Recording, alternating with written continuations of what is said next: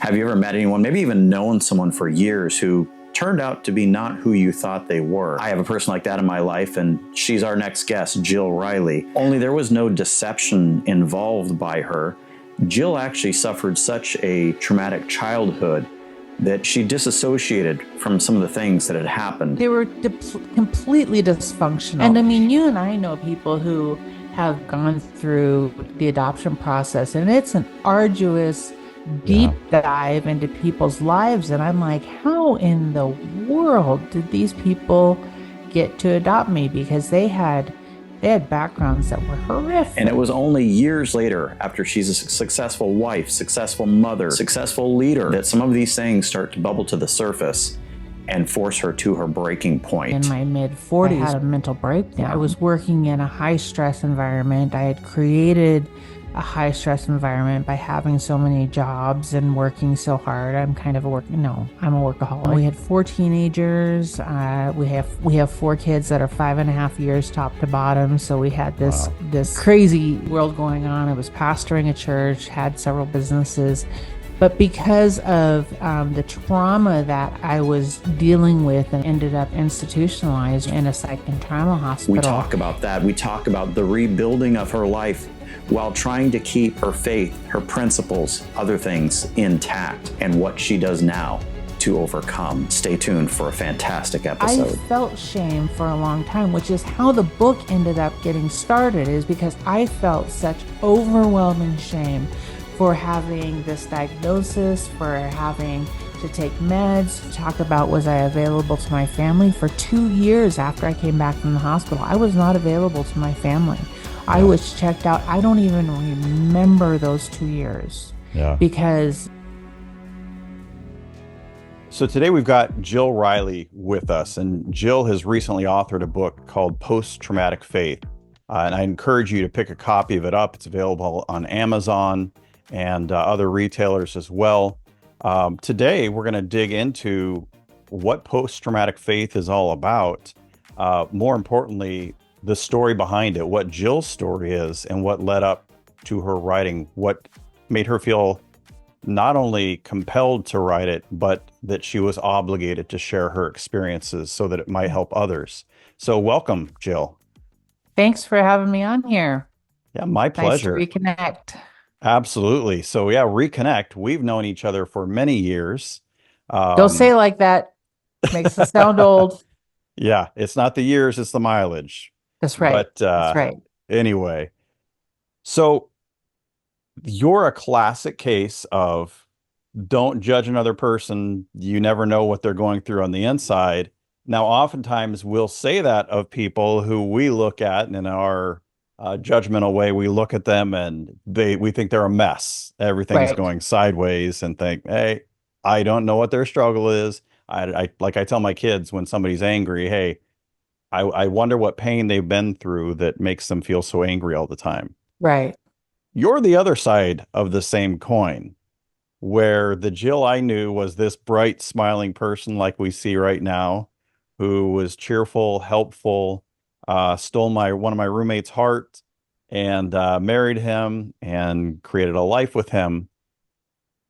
And as your book reveals, there was a whole lot more going on beneath the surface from a very young age. Now, to put it out there, no big spoiler, you were adopted. Mm-hmm. How old were you when you were adopted? You know, I was somewhere under the age of 2. And I say somewhere because I was lied to for the whole of my life until I was 18 about the adoption. I was told that I was adopted straight into my adopted families, but I was actually adopted once into the United States before the final adoption. And so I don't know accurately when that transfer happened, because they decided they couldn't keep me, and so it was a readoption within the U.S. So I don't actually know. I just know it was under the age of 2. Okay, so you have no memory of that initial adoptive family, but the formative experiences then came with this second family. Right. I Um, just know that they were in Detroit and that's all I know. I had a bunch of brothers. okay. Okay. And so you move on with this family, moving on at two, Mhm. or however old you were. And now you're in a situation where you've got a family who somehow passed the approval process and you get in. Somehow, Yeah, it's I was reading your book and it occurred to me the number of petty things that people get investigated for um, sometimes is silly, though I understand erring on the side of caution. In the midst of a family that was able to adopt you and your adoptive siblings, that right. was a And they slow were moving train wreck. completely dysfunctional. And I mean, you and I know people who have been, gone through the adoption process, and it's an arduous Yeah, deep dive into people's lives. And I'm like, how in the world did these people get to adopt me? Because they had backgrounds that were horrific. yeah. And they came by it honestly, as you talk Hmm. about in your book, that you Yep. later discovered they both had dysfunctional childhoods. Is that correct? Absolutely. Absolutely. Yeah. My father, from what I understand and what I remember, was just dropped off at orphanages when his parents decided they were done with him. And this happened more than once, several times, and then they would feel bad and come back and get them. So they would just say, "Yeah, we're done," and so consider the abandonment issues there. Absolutely. And my mother was raised very, very poorly and poor monetarily and emotionally in every way. But her family were what was called pickers, and they would travel around and pick crops. And her and her eight siblings would hop on the back of a truck and they would pick crops through California and then up through Washington and the Apple Valley and go back and winter in Missouri. And then they would do it again. But she was raised with a series of stepfathers that were different degrees of angry, mean, abusive, completely a hot mess. So, Yeah. And that's one of the things that you talk about early on in the book is the generational curses and mhm. how those become a thing. Um, but that once we know better or have an awareness at least that there's a better way of doing things, there's an obligation to do better. Right, right. Somebody told me once, and perhaps I'll do a theological dive into it one time, but they talked about, the generational curses will be visited on the sins of the fathers will be visited upon the future generations. And someone told me once, they said, visited doesn't mean you let them in. Visited means they knocked on the door, Yeah, and you don't have to let them in. And for my own family, that is what we desired, was that those patterns wouldn't be repeated. Now, naturally, humanly, there are things that I did unconsciously that were not beneficial to my kids, that were harmful to my kids because I didn't know better. right. But we tried hard to not let those generational curses become a downfall for our family. Yeah. It's really, as you're saying that, I'm thinking of unconscious bias, and we often talk about that in a racial Mhm. or even gender Right. forum of male, female, different nationalities, skin tone, whatever else. But it's also, we have unconscious biases in parentings. When the child acts this way, well, that means they're being defiant. That means they're this. And maybe it doesn't. Maybe our generational curse is the mindset that we've inherited, so to speak, from Hmm. what we received and how we were Right. treated. Right. And so, yeah, I think it's imperative for all of us to then educate ourselves and step back, just like, diversity's become a big thing as it should. And as we explore and educate and try to work beyond our ignorance on issues of a diversity, we also probably, as parents, need to take it seriously when we step into the shoes and say, okay, what do I Right. need to educate myself on? Who are some of the legitimate experts there, not just somebody who has a large following on Instagram, Right. but, you know, educated, legitimate experts that can maybe help me hit reset and avoid some of these Right. generational curses. So, what And are some of the tools? Oh, go ahead. one of the things that I said in the book was that I almost feel bad in a sense for my mother. Like I almost feel compassion for her because of that. However, she did horrible things, and Yeah, I think that yeah, it just is hard to reconcile the things that she did and excuse them by saying, oh, she had a horrible childhood. sure. Yeah, there's a real tension when we are in relationship with people who have treated us horribly.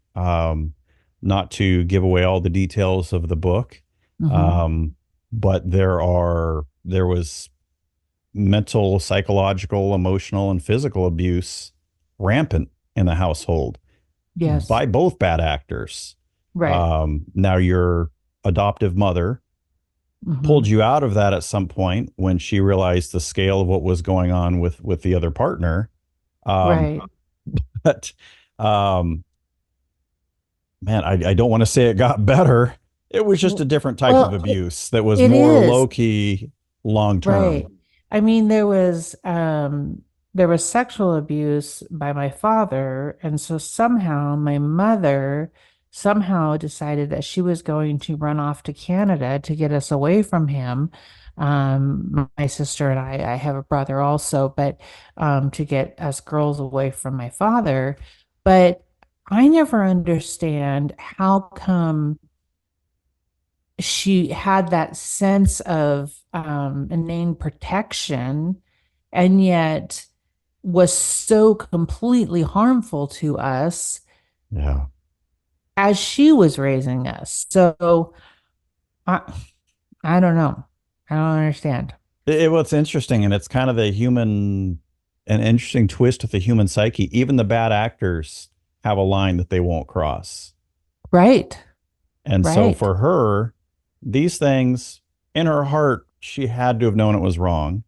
And I've Right. seen plenty of times people knowing that those behaviors are wrong, that turns into anger, self loathing, which bizarrely perpetuates the behavior. They just come down and double down to somehow assuage their guilt when all it does is just make it Right. worse. But she had some sort of line about those things that were happening with him that wasn't okay. I can tolerate a Right. lot, I can perpetrate a lot, but that's not okay. Right. Um, Right. so it is a fascinating turn. I think it was James Peake, your psychologist, who talked about in the foreword how we all have demons that we struggle with. Hmm. And he said, it's human to run from our demons. And I'm paraphrasing here, I'm Hmm. not sure I'm getting exactly right. But the deep spiritual work is what he was inferring is when we turn around and face those demons. Right. What has that been like from you? Because um, the book will tell people you were later diagnosed with complex PTSD, Hmm. dissociative disorder, Hmm. and a few other garden variety things along with it, um, Yeah. which is not surprising once a person reads your book and understands the torment that you went through. Um, but what has that been like to do that about face? Because with the dissociative, I'm imagining you spent a lot of your life either with repressed memories or in denial that those things were you. It was like this happened to this that no, that happened to that other Jill. Right. Right. Well, just a couple of not just clarifications, the dissociative disorder that I have is actually dissociative identity disorder, which was formerly known as multiple personality disorder. It's largely misunderstood because of stories like Three Faces of Eve and Primal Fear, and what are some of the others? The United States of Terra, where we see an actor that has a complete change of demeanor and character, and everything changes. And that's actually an exaggerated and very, very, very rare form of that disorder. And my therapist says that she calls it an adaptation, dissociative identity adaptation, because what you do is you adapt to the situation. So for me, I would take a situation and say that happened, it was there, and close it like a book and put it on the shelf. And one of my psychologists said, Jill, you just stack these things up like books on a bookshelf, and your bookshelf is broken and you've got a mess. What are you going to do? And I'm like, Yeah. I don't know. What are you going to do? Because, I mean, Isn't that why you're because, here? yeah, exactly. Can't you fix it? Right. But yeah, so that was one of the things that was surprising to me. So in the book actually kind of opens here. What happened to me in my mid 40s was I had a mental breakdown, Yeah. and ended up institutionalized for a few months, and in a psych and trauma hospital. And I knew some of this happened, but I hadn't really pulled back the, pulled back the cover too much to see what was underneath. But because I was working in a high stress environment, I had created a high stress environment by having so many jobs and working so hard. I'm a workaholic. Yeah. Um, we had four teenagers. We have four kids that are 5.5 years top to bottom. So we had this Wow. this crazy, crazy world going on. I was pastoring a church, had several businesses, but because of the trauma that I was dealing with in a church that was dealing with and serving the marginalized, it was a lot, and so it just broke me. And so I Yeah. ended up in the psych and trauma hospital, and it was the first time that I felt safe enough to start saying some things out loud that I Yeah. never had said out loud, not to my husband, not to anybody. And so th- when you talk about facing those demons, it was like, who is this? I don't understand. Yeah. And yes, the dissociative allowed me to to um completely forget things. Like, for instance, my mother beat me horribly one Christmas the Christmas of my senior year of high school. And in February, the state decided to take custody. And they started investigating and talking to my sister, who knew of this situation. And she was telling a friend that was helping us out, was recounting what my sister had said.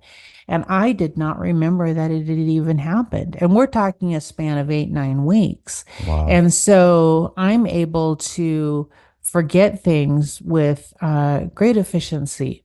Yes.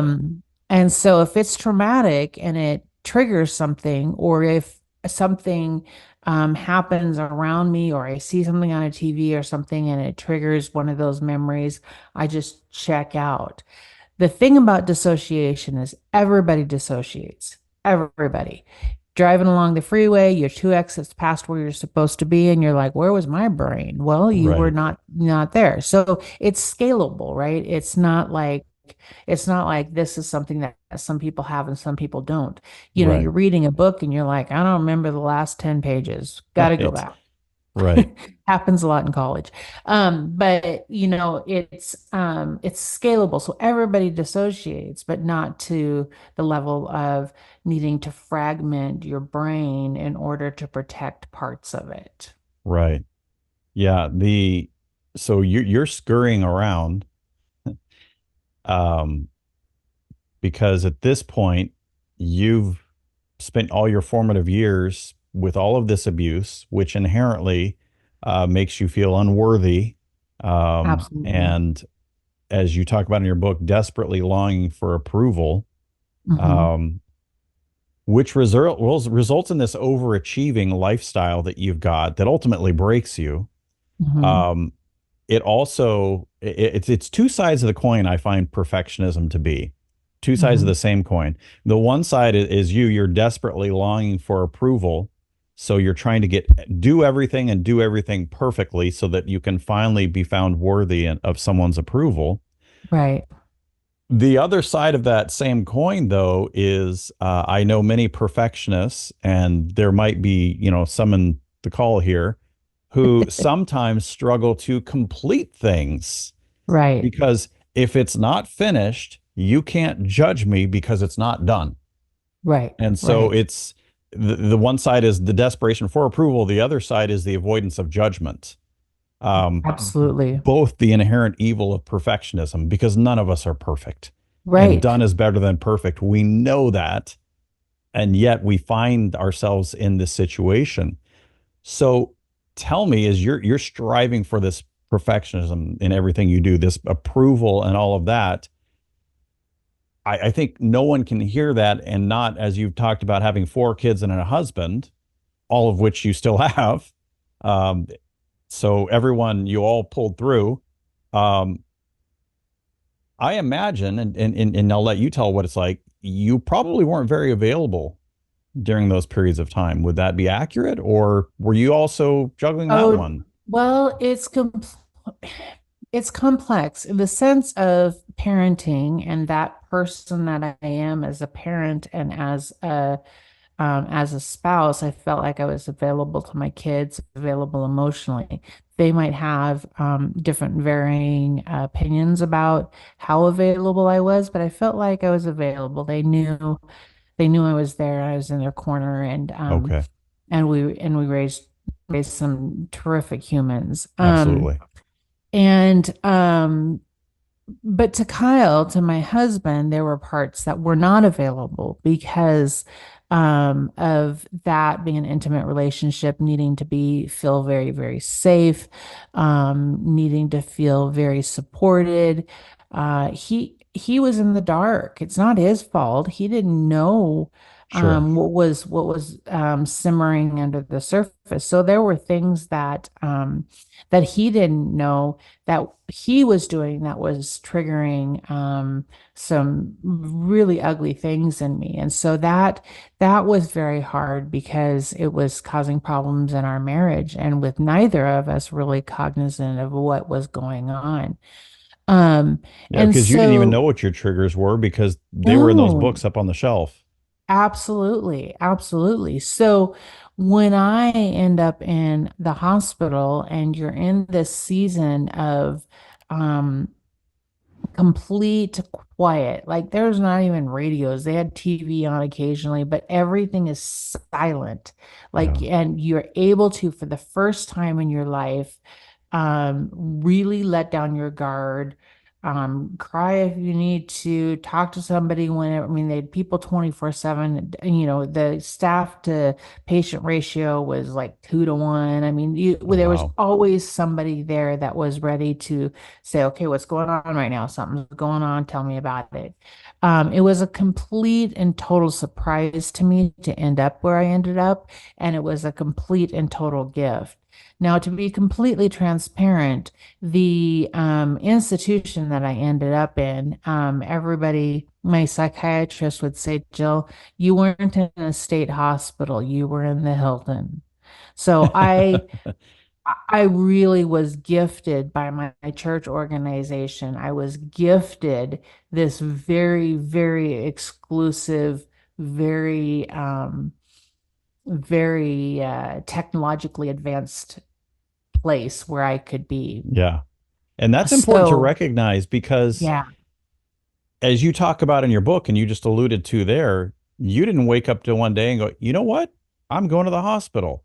This right. was forced, one I might even say foisted upon you, Oh, and yeah. that you were like, it was suggested, hey, what do you think? And you're like, yeah, I think no. And they said, we've already bought you your ticket and signed you up. You're going. And you That's were forced exactly what into it and happened. kind of kicking and screaming. And Absolutely. so tell us how, because you walked the walk of you walked through the fire of all of this. Um, how do people approach those that we see have some sort of trauma? There's something deeper going on. There's a struggle. Um, and in a compelling, practical, while yet sensitive, kind, and loving way, help them get help to help them overcome what they're struggling with. Because these Well, people seem to have done it well. right.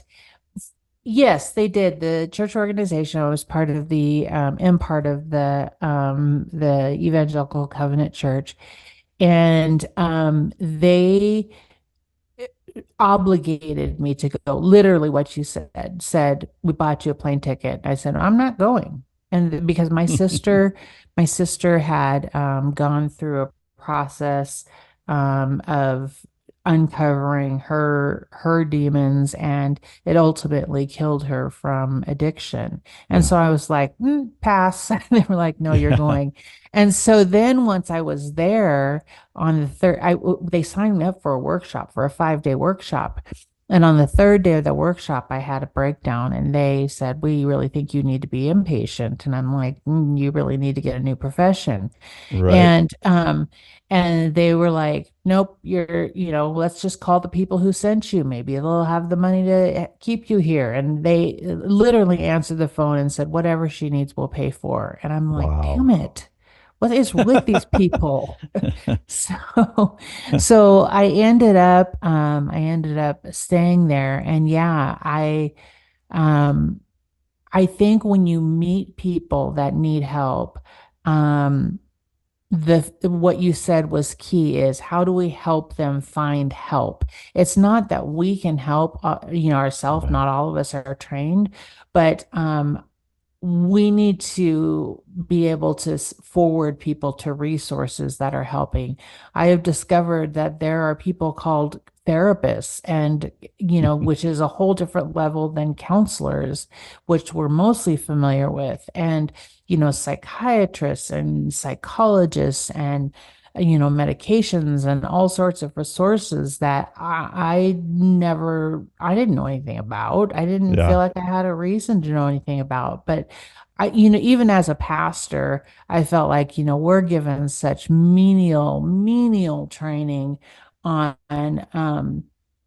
mental health and how to support people. I mean, it's laughable the amount of training we receive, and yet pastors are the first ones to receive crisis calls and to receive a call in for someone who's gone through something traumatic, and we are some of the least equipped for that. So I just say, even as a pastor, refer. So Yeah. I just think that's really important, to refer people to people who can help. Yeah. I think that's great. And I think incumbent upon us as a society, and I think we've moved a little bit this way, there's still a lot of work to do, is normalizing getting help, normalizing Right. counseling, normalizing therapy, normalizing good psychiatrists, Mhm. that sort of thing, and reasonable medication. You know, there are many of us. I have a heart condition. I have to take medication. There are other people with other ailments. They take, and we think nothing of it. Yet there's still Right. this stigma out there that if somebody needs a little medication to help their brain, which is simply another organ in the body, well, you know all of them. They're on meds, Right. which is Right. it's cruel and it's It is. unfair, it's undeserved. And yet we simultaneously don't hesitate to criticize how they're showing up in life. yet we Right. mock them if they would take medication to help. Right. And so how do we It's such an normalize that? interesting thing. Yeah, it's such an interesting thing. And you're absolutely right. For some reason, we have bifurcated the body from the head and said this is not a part of the body. And so we can't treat this the same. And especially, and I don't know your whole audience, but especially within religious circles, we've said you need to find your joy in the Lord. You need to be happier. You need to be thankful. You need to be all those things. Well, I can be all of those things and still struggle with depression and anxiety. Absolutely. And we have gotten better about talking about things like depression and anxiety. But now they're almost become a colloquial words where we'll say, "Oh, I'm so depressed." Well, depression is actually a diagnosis. What you Right. really are is sad. Yeah. Or, "Oh, I'm having an anxiety attack." No, you're just, really wound up and anxious right now. An anxiety attack is a very, very, very scary It's crippling. clinical term thing, right? So, so I think we've gotten better about that, but I think we need to get better at talking about it in circles like this and saying, this is who I am. I take Yeah. 9 meds a day to keep me the charming person that I am. And if it doesn't happen, then we have issues. Right. And And there's I no shame in even that. no, there's no shame in that, but I felt shame for a long time, which is how the book ended up getting started, is because I felt such overwhelming shame for having this diagnosis, for having to take meds, for, you talk about, was I available to my family? For 2 years after I came back from the hospital, I was not available to my family. I Yeah. was checked out. I don't even remember those 2 years Yeah. because we were figuring out meds, we were trying to figure out things. Kyle and I were struggling through marital issues. I don't even I literally don't remember about 2 years after the hospital.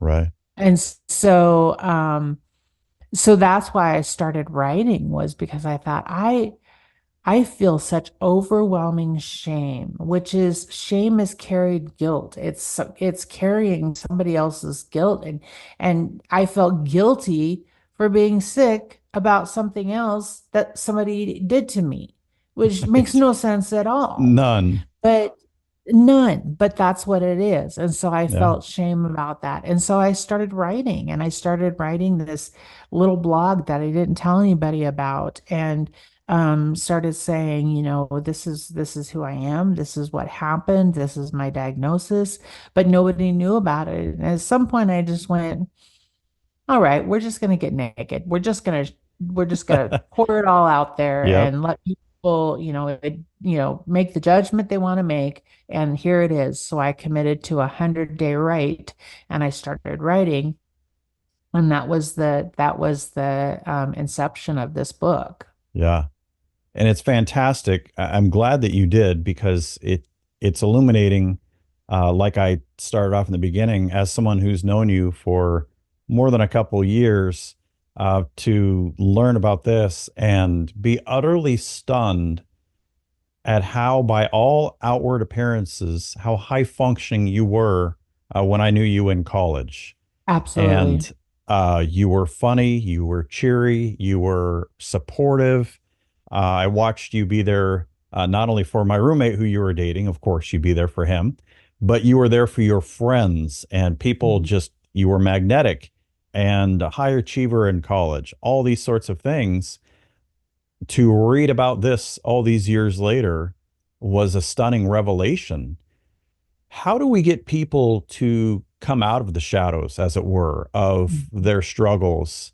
How, and we talked before about refer, but how can we have some of these courageous conversations, as it were, with them, and getting them to start processing, start thinking?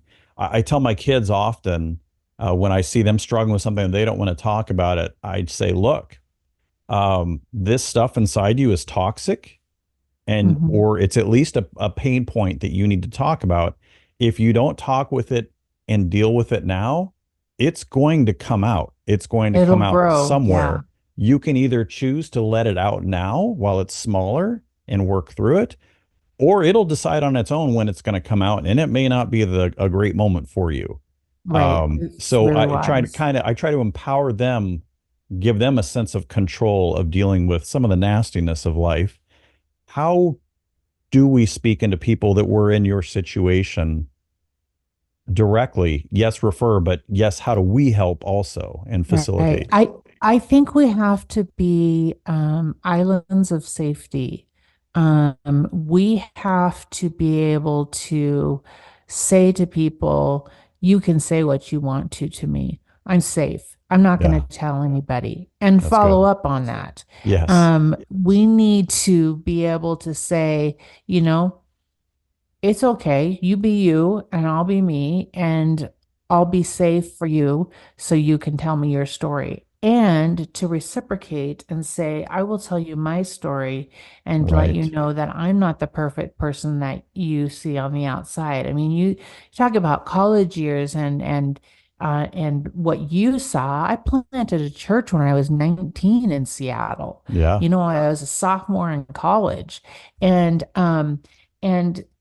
there was this great need to just go. Now, did I love my work? Yes. Did I love being a pastor all those years? Absolutely. Was I absolutely crazy about getting stuff done? Yeah.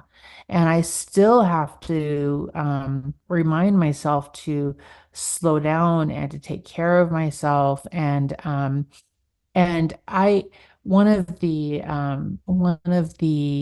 executives at the Evangelical Covenant Church said to me one time, they said, because I was like, well, what about work? What about my church? What about this? And they said, Jill, mm, your job is self-care. yeah, This is your job from now on, is to take care of yourself. Everything else is secondary.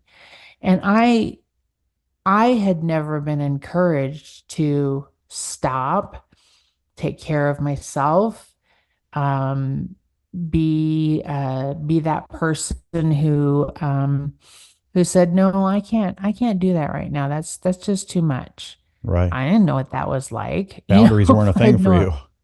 yeah, boundaries. What is a boundary? I mean, I learned Right. so much about boundaries. I learned so much about inner boundaries and outer boundaries. And one of the reasons why being in a good institution is that they do so much education.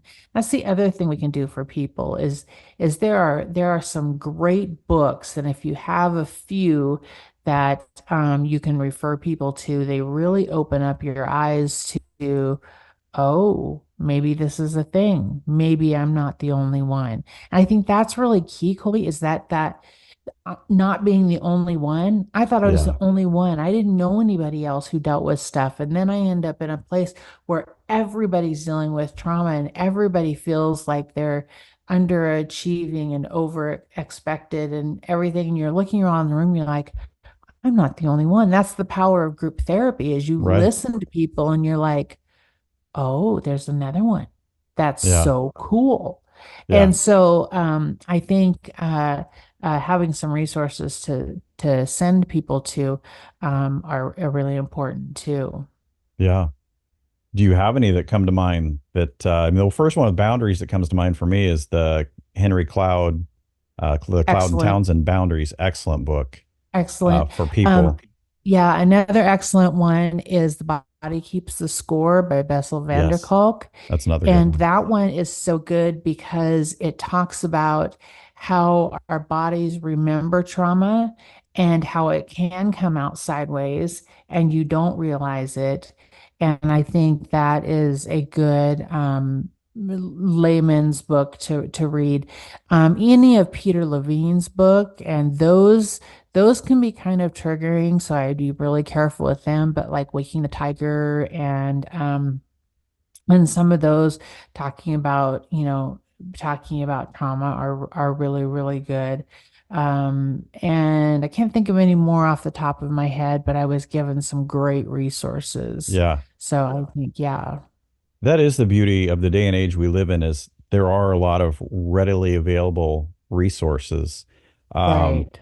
but one of the keys that I like that you hit on there is a step that I think a lot of people skip. Actually, a couple of things. One is you have to build enough relationship to have that moment where there's this shared vulnerability. So Yes. we can't really live in a silo, judgmental silo with others and then expect them to receive well when we try to come at them, Right. which raises the come alongside versus coming at. So I think that's a big key, is building the relationship to have shared vulnerability. And then within that, you said telling them you're a safe space, but follow through on it, actually be that Right. safe space, because it's easy to say, but when the garbage starts flying out and you're trying to mask your shock and surprise at the things that they're sharing with you, let's be honest, we're human. It's Right. hard to not have that Right. taint how you show up with them in the future. And again, therein maybe comes the time to refer that, whoa, this is way over my head. But even on the low key stuff, we can still, oh, well, they have done such and such. And I Um, think it's important when we talk about safe space, it doesn't mean we have to solve anything. It just means we have to be present yeah, and listen. Be present and listen. And we don't have to solve it. We can refer those. There's a whole group of people that are trained to do that. But just having someone to be able to do that with is an enormous gift. yeah, And if someone is feeling safe enough with you to share their some of their life and their trauma, that is a inexplicable gift and act of trust. yeah. And you within there, the being present. This is one of the things I talk with my kids about all the time in the day and age of devices, the shiny little uh, obsessions that we carry around in our pockets. Right. I am constantly telling them, if you can learn to control your addiction to that thing, if you can be present, that is the highest form of currency in today's society and moving forward. The person that can be present is the 100%. person that's going to win, 100%. versus because it's so addictive. It's such a new way that we didn't have back when we were growing up to avoid our No. problems, to avoid facing our problems. It's a new way of comparison of, well, hey, at least I'm not as messed up as this person that just posted this video, that Yeah. sort of thing. When in fact, all that we're doing, And it's also the flip side. I'm not as good as the person that I saw absolutely. on this video. I'm not as pretty. I'm not as put together. My house Yep. isn't as nice. All these comparisons that I mean, and it's it's vapor. It's not even real. 100%. Which touches on the other thing. And I think there's a delicate line. There's been, I think at times, an overemphasis on self-care. Hmm. And you talking about the videos and how pretty people are and all these makeup videos. And there are studies out now that show that one of the mind-blowingly huge audiences, target audiences for cosmetic companies, are very young ladies, Yes. because Yes. they're in this generation of constantly being told how they need to look, what they need to buy to be appealing to others, to feel good about themselves. And self-care has become self-obsession. And so Right. that's not what you're talking about when you're No. talking about people No. like your church, like you came to realize, hey, I need to take care of myself. You're talking about on a deeper level, on a psyche level, on a soul level, these sorts of Right. levels of self-care, so that you can show up better for others, for yourself, but it's not all about you. Talk about Right. that a little bit. Well, I think self-care in a snapshot is really about having margin in your life, having margin and being able to say, I need to sit down and take a time out right now. I need to spend some time in prayer and meditation. Yeah. I need to spend some time and take care of my body. I swim for exercise. That is self-care. And I think it's all of those things spiritually, physically, mentally, making sure that we have enough margin in our life that we can do those things without it affecting the other parts of our life. We live in an oversaturated world with things to do right now. But one of the things, and you just hit on it, one of the things that we do is we spend a lot of time on those devices, and we actually could be spending time taking care of ourselves. Yeah. Now, can that turn into self-obsession? Absolutely. And it is, you're right, it's a very fine line. But I think defining for ourselves, sitting down and actually defining what feeds me, what feeds my soul, what feeds my spirit, what feeds my body, what helps me to be the best person that I was intended to be in ways that are healthy and balanced. Yeah. Um, and one of the things for me, it was a silly little phrase. One of my psychiatrists, I told him, I said, I feel like I was doing fine and the bottom dropped out of my world. And he said, you were not doing fine. And he said, here's the deal. He said, Jill, you can never run into the burning building again. You are not that person. You can't run into a crisis. You can't run into somebody who's suicidal, has suicidality. You can never run into the burning building again. You can be present for people. You're just not a first responder. And I'm Yeah. like, what do you mean? I That's don't what I do. understand. That's my job. But no, but I think really it goes to having margin. Yeah, that's good. Because the thing that impresses me is you've managed to create margin. You've also managed to stay a mother, Hmm. a wife, and talk about that because I think we also live in an age where self-care can become self-obsession, can become I'm not happy, becomes I need to do what makes me happy, and it's sayonara to all the deep commitments I've made with others that I'm in deep relationship with, even though it may Right, not feel like it at the moment if things right, aren't going well. And they abandon all of that and run away in search of greener pastures. right, You took a different path, though. You went to the depths. The bottom didn't fall out. As you said, I'm thinking, no, the bottom was never there. You were just clinging on to stuff the whole time to keep you from falling through it. Um, right. how did you navigate falling through the bottom finally, having to hit the bottom of your pit, going through all that and restoring relationship instead of Right. running away from relationship? Well, I think I had over the years been gifted very good confidential friends who were consistent in my life, and hopefully I was consistent in theirs. So that was a huge thing coming back. And the church that I was pastoring, which we eventually had to close because of my health, um, I was told, you need to give these people some space. You need to, and a couple of them called and they said, listen, Jill, you have been with us through rain and sunshine, and Yeah. we are going to do that for you. We're going to be here for you. And so I think having those relationships is really key. As far as my kids, I don't fully understand or know or think I want to know what all they went through during those years. Some of them have said, you just weren't there. You just weren't there. Now, did they come through and do well? Yes. Did they come through unscathed? No.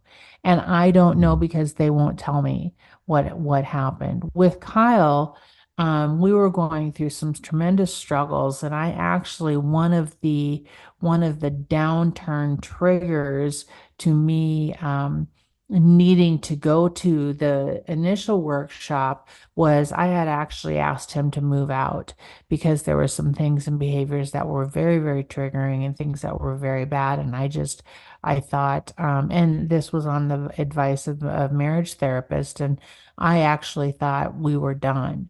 And so when I came back from the hospital, in fact, I didn't talk to him hardly at all the whole time I was gone because I thought I didn't have a marriage. Yeah. And so when I came back, it took 2 years of consistently just him being there and us, figuring out a new normal, and trying to find respect, first of all, because we had lost that, and find love, secondly, because that had gone by the wayside, and be able to communicate and enjoy each other's company again. It took a long time.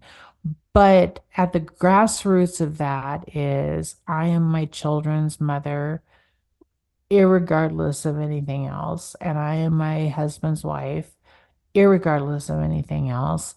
And that those relationships had to remain secure for me to remain balanced.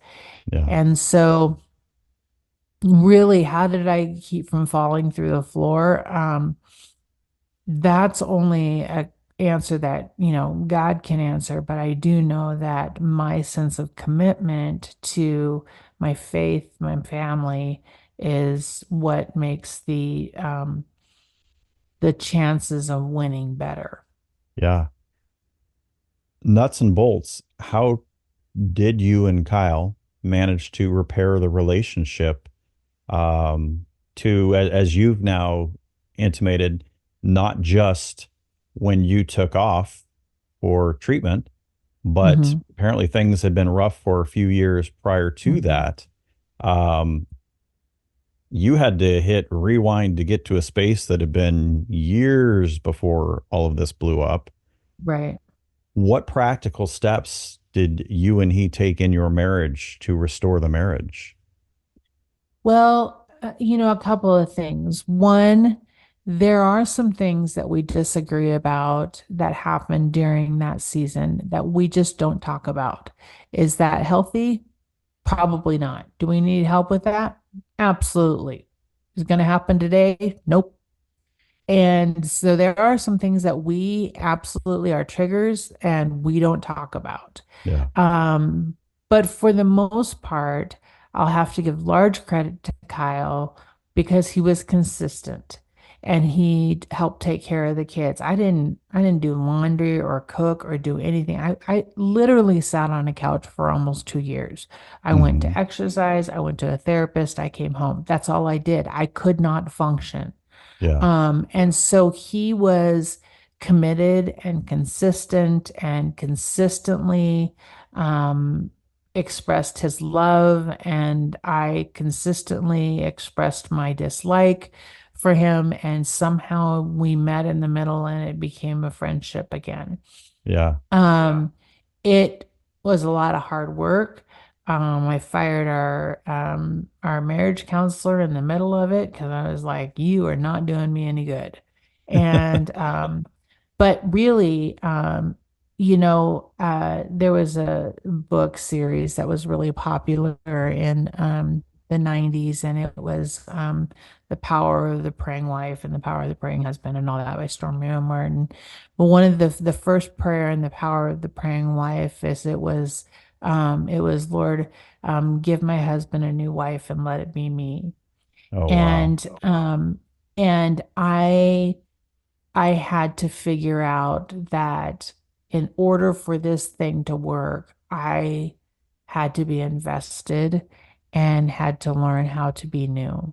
Yeah. And that's hard. That's hard. And there was bitterness and there was anger, and at one point there was hatred, and I just, I hit the bottom when I was in the hospital because I didn't know if my children loved me. I didn't think I had a marriage. I didn't have a job.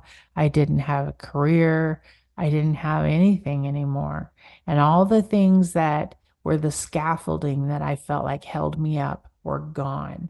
Yeah. I just had to rely on my faith and say, even if it's just you and me, God, that's all I got. And Right. it's enough. Yeah. All the smoke and mirrors are gone, and Yeah, everything. it is what it is. Yeah. And Yeah. now you've got to face that.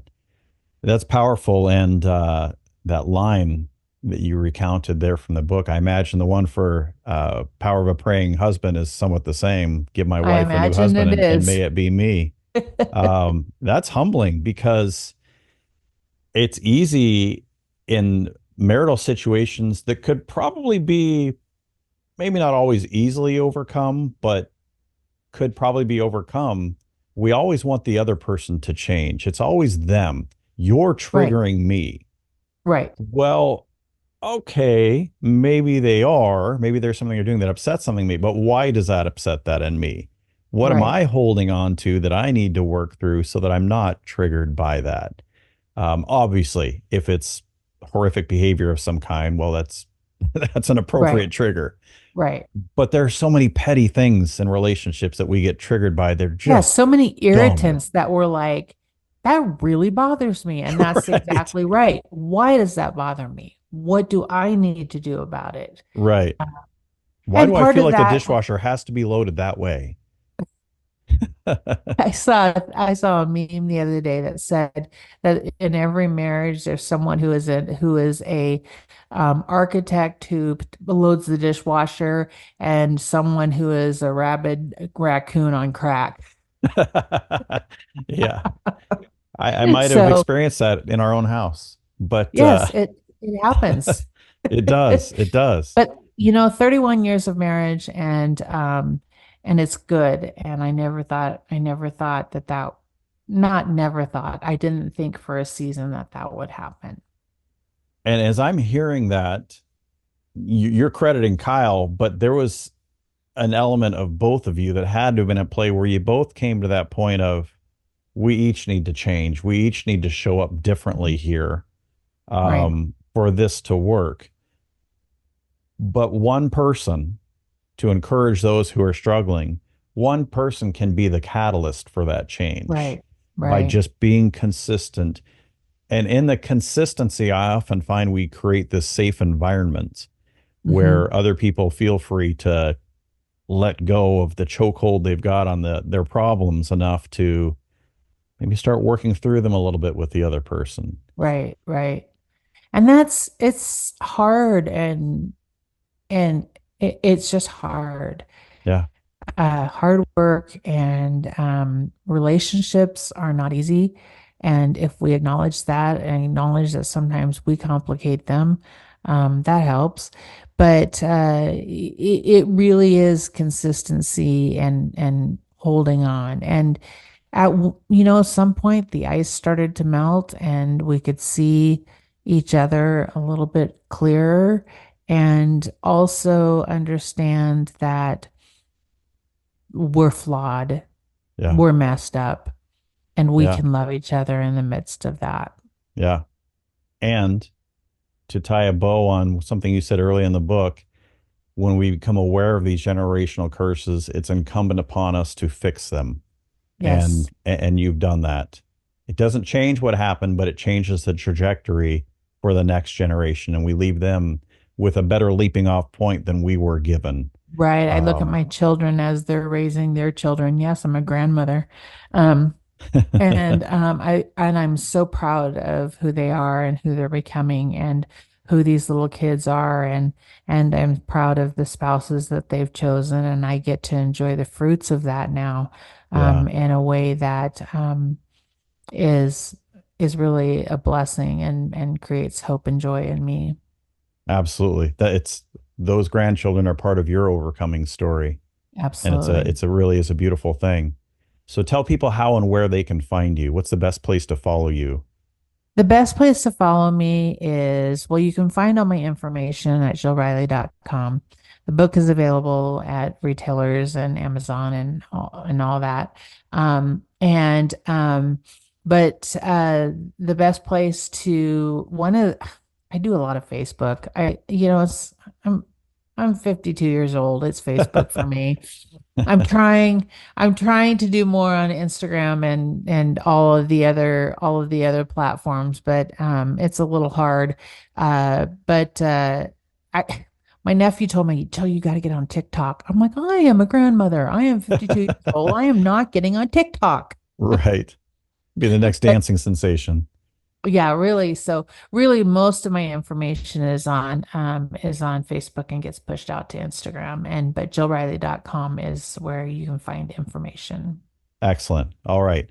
So if any of you feel inspired or encouraged by anything we've talked about today, I encourage you to get Jill's book, Post-Traumatic Faith. You will be in a puddle of tears one moment and shouting and cheering her for her the next. So highly recommend it. Jill, thanks for coming on today. I appreciate your time. Thanks so much.